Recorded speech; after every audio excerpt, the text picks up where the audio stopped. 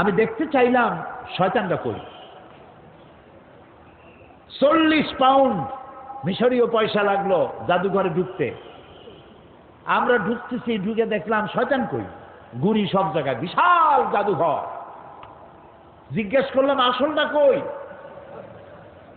বলল যে তিনি দোতলায় আরাম ফরমাচ্ছেন, ওনারে দেখতে হলে আরো 40 পাউন্ড দেওয়া লাগবে।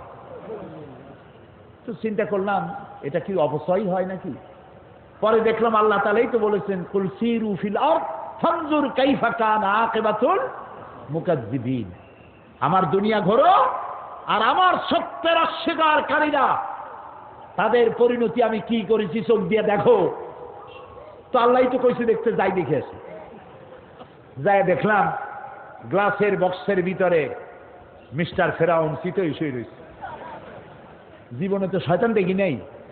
আমার মনে হয়েছিল শয়তান যদি দেখতাম মনে হয় এইরকমই হইতো। চোখ দুইটা এখনো আছে, মাথায় কয়েক গাছা চুলও আছে, হাতের নখও কয়েকটা আছে, গলাটা এরকম চিকন, বডিটা কাপড় দিয়ে জড়ানো। আহারে ফেরাউন, কি জ্বালান জ্বালাইছ। মুসা আলাইহিস সালাম অনেক সময় তাকায় দেখলাম, আমার মন ফিরে গেল 3500 বছর আগের কোরআনের পাতায়, ইতিহাসের পাতায়। এই ফেরাউন মুসা আলাইহিস সালামকে তাড়া করেছে। মুসা আলাইহিস সালাম সাগর তীরে বসে আছেন। সাথীরা বললেন, ইয়া মুসা ইন্না লামুদরাকুন, আমরা তো পাকড়াও হয়ে গেলাম। 86 আক্রমণ 3 দিক থেকে আমাদেরকে ঘেরাও করেছে, পালাবার তো রাস্তা নাই। মুসা আলাইহিস সালাম বললেন, কাল্লা, কখনো নয়, কখনো নয়, রব্বি সাইয়াহদিন, অবশ্যই আমার আল্লাহ আমার পথ বের করে দিবেন। সুবহানাল্লাহ, তো আসতে কইলেন। এর নাম নবীর ঈমান। মুসলমানদের জন্য আল্লাহ তাআলা যথেষ্ট। আলাইসাল্লাহু বিকাফিন আবদা, আল্লাহ তাআলা বলছেন আমি আমার বান্দার জন্য যথেষ্ট নই। আরে বেটারা কও, অবশ্যই যথেষ্ট। আমার জন্য বলো। মুসা আলাইহিস সালাম বললেন, ভয় পাইও না, আমি যার গোলামি করি তিনি আমারে পথ করে দেবেন। মুসা আলাইহিস সালাম লক্ষ্য করলেন, হঠাৎ করে সামনের দিকে দরিয়া ফাঁক হয়ে গেছে, পানি প্রাচীর হয়ে গেছে, মাঝখান দিয়ে রাস্তা তৈরি হয়ে গেছে সাগরের মধ্য দিয়া। মুসা আলাইহিস সালাম তার দলবল নিয়ে রওনা করলেন। মাঝখানে এসেছেন, ফেরাউন তার দলবল নিয়ে দরিয়ার পাশে এসে দেখে, মাশাআল্লাহ, এ তো গ্র্যান্ড ট্রাঙ্ক রোড। ও মনে করছে ওর বাজানের তৈরি করে রাস্তা। দলবল নিয়ে ঢুকলো।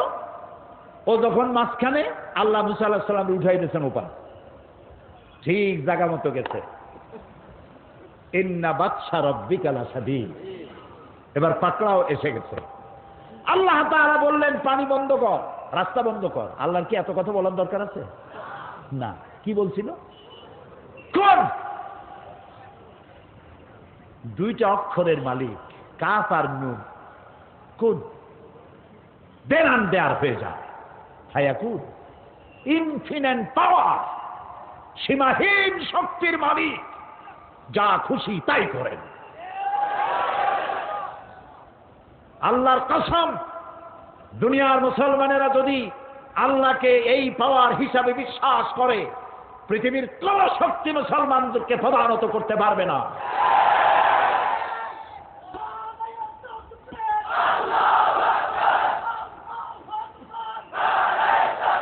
বাস, রাস্তা বন্ধ হয়ে গেল। সাথী সঙ্গী যা ছিল কয়েক সুবনির মধ্যে শেষ। এখন ফেরাউন একা সাগরের উত্তাল ঢেউয়ের মধ্যে একবার নিচে চলে যায়, আবার উপরে ভেসে ওঠে। পানি খাইতে খাইতে পেট গেছে পটকা মাছের সাইজ হয়ে। ফেরাউন দেখলো আর তো উপায় নাই। ফেরাউন বলছে, আমানতু আন্নাহু লা ইলাহা ইল্লাল্লাযী আমানাত বিহি বানু ইসরাঈল। ও আল্লাহ, আমি ঈমান আনলাম ওই ইলাহের উপরে যার উপরে ঈমান এনেছে বনি ইসরাঈলেরা। আল্লাহরে বুঝাইতেছে যে তুমি যদি না বোঝো তাহলে তুমি এভাবে বোঝো যে বনি ইসরাইলেরা যে আল্লাহর উপর ঈমান আনছে আমি কিন্তু সেই আল্লাহর উপর ঈমান আনছি। ও আনা মিনাল মুসলিমিন, আর আমি তো মুসলমান আল্লাহ, এরপরেও তুমি আমার চুবাও কে? আল্লাহ তাআলা বলছেন আল আন, এখন ওয়াকাদ আসাইতা ক্বাবলু ওয়া কুনতা মিনাল মুফসিদিন। দেখেন আল্লাহ তাআলার বাচন ভঙ্গি কি সুন্দর।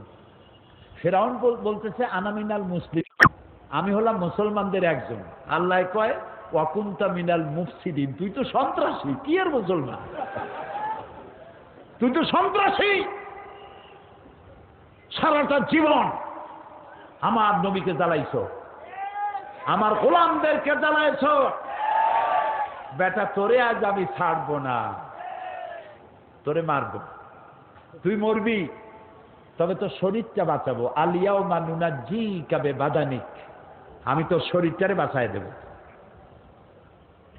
পানিতে নষ্ট হবে না, জলচর প্রাণীরা খাবে না, মাটিতে নষ্ট হবে না, পোকা মাকড়ে খাবে না, আমি তোরে শুটকি বানাইয়া রাখবো কিয়ামত পর্যন্ত, যাতে পৃথিবীর সব স্বৈরাচারেরা তোরে দেখে যেন শিক্ষা নিতে পারে। ওই আল্লাহ আছে না নাই? আরো জোরে বলো, সেই আল্লাহই আছে। বর্তমানে 90 ফেরাউন, 90 নমরুদ, পৃথিবীর নতুন নতুন স্বৈরাচার যারা হবে, আল্লাহ তাদের ইন্তেকাম নেওয়ার জন্য আমার আল্লাহ যথেষ্ট, ঠিক না?